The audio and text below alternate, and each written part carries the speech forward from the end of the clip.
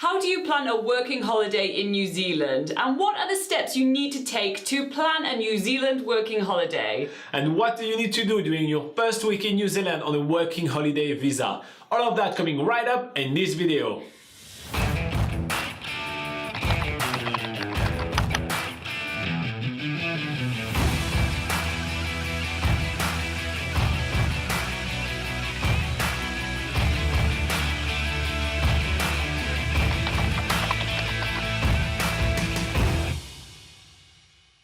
Hi guys, we're Robin and Laura, the team behind BackpackerGuide.NZ, helping you plan an epic backpacking trip in New Zealand. Before we begin, make sure to hit the subscribe button below to be part of our notification squad and make the most of New Zealand. Today we are talking exclusively about a working holiday visa in New Zealand. That's the ultimate gap year here. We're going to be covering everything you need to know about the time frame and how to organize it. We're going to start 4 months ahead of your trip and then go down from there 2 months and 1 week before departure. And on top of that, we are going to cover everything you need to do during your first week when arriving in New Zealand on a working holiday visa. So what do you need to do 4 to 5 months before the start of your working holiday? Well, first you need to do some research to see if New Zealand is right for you, and then once you've decided it totally is, here are the steps that you need to take. The first thing to do is to check if you are eligible for a working holiday visa in New Zealand. There is over 40 countries that are eligible and every country has different conditions. So we like to use a website called workingholidayNewzealand.com where you can enter a few information and get an instant result on your eligibility for a working holiday visa as well as your conditions. Then you want to start thinking about money. Look into the cost of traveling in New Zealand, the cost of life in New Zealand as well, and start saving up money so you have enough money for your trip. Laura and I think that about 5,500 New Zealand dollars plus return flight is plenty enough to have enough money to enjoy New Zealand as well as not being too stressed job-wise. Speaking of job, start looking into what kind of job you can do during your gap year here in New Zealand. There is heaps of entry-level jobs and there is something for everybody, but it's really important to be open-minded and want to try new things. And finally, the last thing to do is to start planning the best and biggest epic bucket list for your trip in New Zealand. And the best way to do that is to watch our videos web series called New Zealand's Biggest Gap Year, where we challenge ourselves to tackle 365 activities around New Zealand in only 365 days. That will help you plan the best bucket list ever. Once you have found out whether you are eligible for a working holiday visa in New Zealand and decided that New Zealand is the best country for you, then it is time to apply and book and make this trip real. This is a good idea to do this about 3 to 4 months before the start of your working holiday. Alright, so to get started, you will want to apply for a working holiday visa in New Zealand. This is really easy to do. You just go online and you apply. It takes you about 30 minutes and then you receive your visa by email within 2 days or weeks, something like that. We have a full guide on how to do so on BackpackerGuide.NZ and it's a breeze, you'll see. Trust us. Then you will want to start booking your flight. It's really the most expensive part of your trip, so you want to take the time to shop around and find the best deal for you. You will find out that the city of departure is usually the thing that affects the most the price of your trip.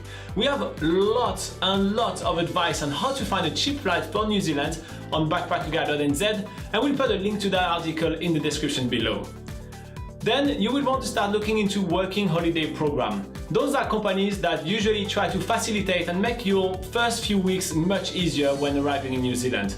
They usually pick you up from the airport, put you in a hostel, teach you how to get a job, open your bank account, get a cell phone, all those nitty-gritty. This is not something for everybody, but if it's something that you are interested in, go on BackpackerGuide.NZ and check out our article on the subject to see if that's the right fit for you. If you decide not to go for that, you will want to make sure to book a hostel in your city of arrival. Just because, especially in summer, in Auckland, Wellington and Christchurch, things get really busy. So you want to make sure that you do have a room for when you arrive after a 14-hour flight.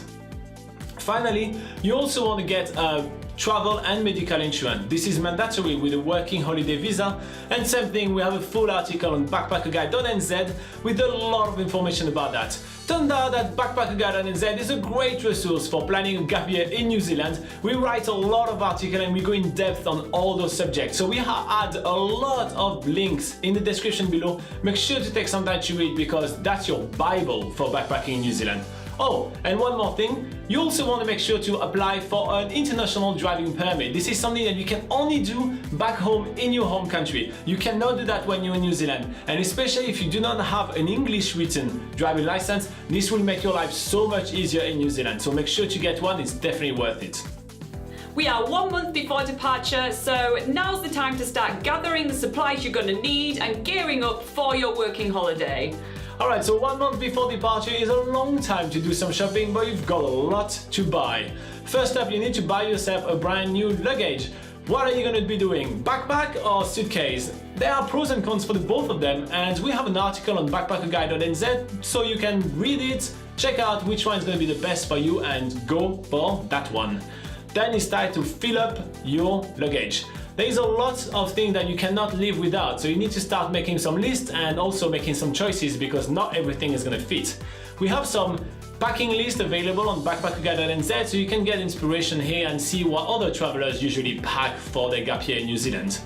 You also want to start thinking what you're going to have on your carry-on. You're going to have a very long flight ahead, so you want to make sure that you have enough entertainment, and you also want to make sure that you have all your essentials like passport, flights, tickets, itinerary, insurance, paperwork, and all those kind of things. Also, you're going to want to make sure that all your electronic is going to be working here in New Zealand, because we all know that you cannot live without your phone, without your laptop, without your tablet, without your iPod. So you need to make sure that you have a travel adapter and also that they're going to be working here, especially your phone, because the New Zealand phone network is very different than what you are used to back home. So we are going to be linking below to a few articles that will tell you more about that, and also link to websites that will help you check if your phone is compatible with New Zealand networks. And finally, you need to talk to your bank. I know no one likes to do that, but here's the two things you need them to do for you. First up, you need them to make sure that they write down that you're going to be going overseas, so they don't flag your card. But because really often that's just not enough, you need to make sure that you give authority on your bank account to a trusted family member like your mum, so in case you are stranded on the other side of the world with no money, she can come to your rescue. Alright, so this is D-Day. You are finally leaving home and making your way toward beautiful New Zealand for the gap year of your life. But before you get into the country, there is a few more things that you need to know.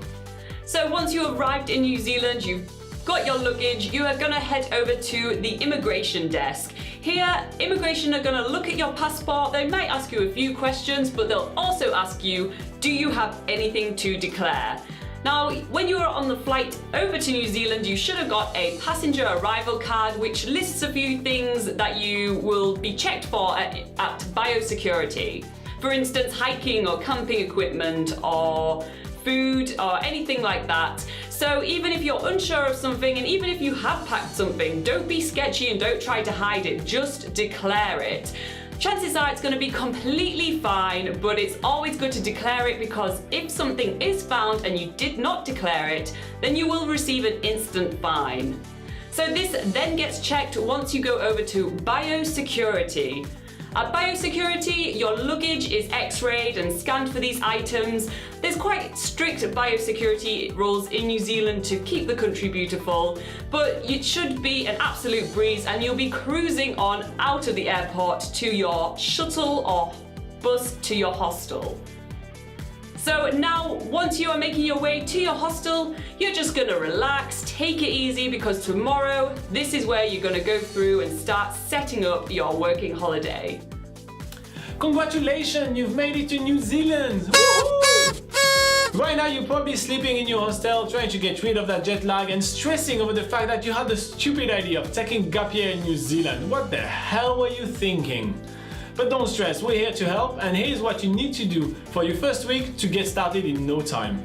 On day one, you want to head out of the hostel. You want to wake up around 7 AM, go to bed around 10, and get some fresh air. It's very important you get rid of the jet lag, and that's your only thing to do today.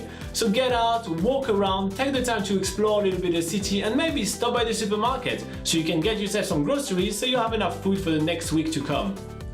Then, when getting back to the hostel, stop by reception and ask about the proof of address. This is a paper that will tell the bank where you're living for when you open your New Zealand bank account.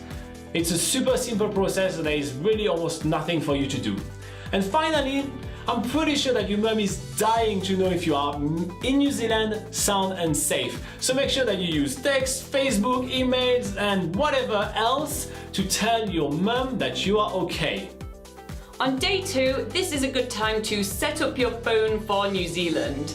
Now hopefully you've done a bit of research on the different phone network providers in New Zealand and the plans that they offer, and choose one that suits you rather than just picking the first free SIM card that you find in your hostel. And then if you followed the steps that we talked about before on making sure your phone works in New Zealand, then all you'll have to do is pop your SIM card into your phone and follow the on-screen instructions. It is that easy.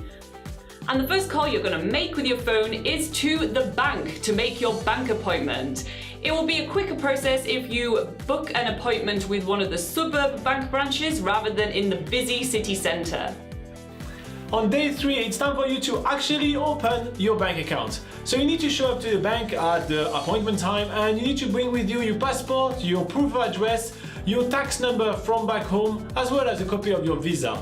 Once the bank account is opened, don't leave the bank just yet. You need to ask them for a few things. First, you need to ask them for a letter stating that your bank account is fully functional. You will need that when applying for an IRD number. And you also want to ask them for a couple of bank statements, which you will need to use as proof of address throughout your trip. Finally, you also want to ask them how to transfer money onto your bank account. There is a lot of different ways. There are ways that we prefer than others because they're cheaper and faster, and we have an article about that on BackpackerGuide.NZ, but you want to have all the options laid out in front of you. On day 4, head to the New Zealand Post Office for a bit more paperwork to do. First up, you will want to apply for an IRD number. To do so, you will need your passport, a copy of your visa, your proof of address, as well as the letter from the bank stating that your bank account is fully functional. It's a very simple process, just a form to fill and then you hand it over at the counter, but you can even do that online nowadays, so we have an article on BackpackerGuide.NZ walking you through the entire process. Now, while you're at the post office, you may want to consider applying for a HANZ 18+ card. There's multiple reasons to do that, but the main one is the fact that to buy alcohol in New Zealand, there's only 3 acceptable pieces of ID, which for you, it's going to be only your passport. So if you don't want to carry your passport all the time when you're going out, which, you know, you're going to get drunk, going to lose your passport, then you're going to be stranded in New Zealand. I know there's worse thing than that, but just in case, you may want to apply for a HANZ 18+ card. That only costs $45 and there is just a very short paperwork to do. We really recommend you do that because it's quick and cheap. On day 5, start planning how you're going to be getting around New Zealand. Now, why wait until day 5 to start thinking about this? Well, in New Zealand, it's actually cheaper to book in the country rather than booking from overseas. So this is very true for the New Zealand bus companies, so really take that into consideration. But also, if you're thinking of buying your own car, when you're in New Zealand, you can actually see what cars are available around you in your time and location. Also, there are many different choices for the bus companies to take around New Zealand. There are hop-on, hop-off bus companies, there are national coaches. So really take this time to think and don't book anything yet. Just think about it while you're waiting for your IRD paperwork to get back to you. On day 6, take the time to explore and have fun in your arrival city. Remember, a working holiday is about having fun as well. So in Auckland, for instance, there is so much to do. You can go over to Rangitoto Island, you can take a ferry to Waiheke Island, you can climb up Mount Eden and get awesome views of the city, you can go to the Auckland Museum. Or in Christchurch, you can go through the beautiful botanic gardens or go to the beach. And in Queenstown, you have so much to do. You can go hiking Ben Lomond, you can do a bungee jump or a skydive. And finally, in Wellington, you can go to the Te Papa Museum or go to Zealandia to see some wildlife. There is really a lot to do, and you can get some inspiration off New Zealand's Biggest Gap Year, which is our daily travel vlog here on YouTube. So check that out in the description below. And finally, on day 7 of your gap year in New Zealand, you should be sorting out your transportation. If you decided to go for a bus, you want to book your bus pass or your first bus tickets. And if you decide to shop for a car, you want to start the process. You want to contact dealers, start seeing some cars, doing some test drive, and start sorting out your finances. If you decide that you want to travel early, start working on your itinerary. Start making some crosses on that New Zealand map and make sure that you check all the spots that you are dying to see here in New Zealand. And if you decide to work early, it's time for you to start polish that New Zealand CV. Check out some articles on BackpackerGuide.NZ where we have heaps of tips on how to make that CV pop out. You also want to start looking for long-term accommodation in the areas where you want to work in, because that's much harder to find than short-term accommodation like the hostel you are staying in right now. Speaking of that hostel, you also want to take the time to socialize with other backpackers. It's highly likely that there are going to be heaps of backpackers that have been here for a while. So go to the bar, have a drink with them and learn from their successes and their mistakes. It's a critical part of your trip to socialize and also learn from others' mistakes. So that's it for our tips on how to prepare the best working holiday in New Zealand possible. We really put a lot of work into BackpackerGuide.NZ to make sure that this is the ultimate Bible for your gap year here in New Zealand and that there is all the information you need to make your trip awesome. If you do have any follow-up questions, make sure to put them in the comments below so we can answer them to you, and or maybe make a different video next time that answer that very questions. We really thrive on your feedback. Also, make sure to hit subscribe because we publish videos like this all the time, so you want to make sure that you're up to date and you get all the best tips. Until next time, travel safe!